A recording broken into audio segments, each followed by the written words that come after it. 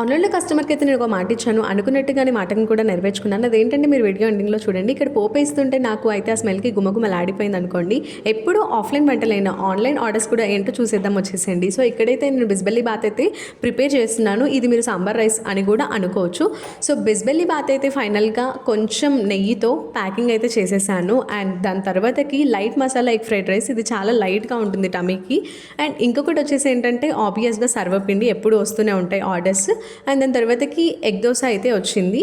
So దాని మీద గీ and కారం పొడి కూడా వేసి ఇచ్చాను. చాలా బాగుంటుంది టేస్ట్, ఉత్తగా తినేయచ్చు వితౌట్ చట్నీ. అండ్ దాని తర్వాతకి లంచ్ టైం రానే వచ్చింది. సో మా మదర్ అయితే నా కోసం గోంగూర పికిల్ అయితే పంపించారు. సో గోంగూర పచ్చడి నాకు చాలా ఇష్టం, నేను కడుపు నిండా ఫుడ్ అయితే తినేసాను. అండ్ దాని తర్వాతకి మళ్ళీ ఆర్డర్స్ చూసుకుంటే కనుక ఇది కస్టమర్కి నేను ప్రామిస్ అన్నాను కదా.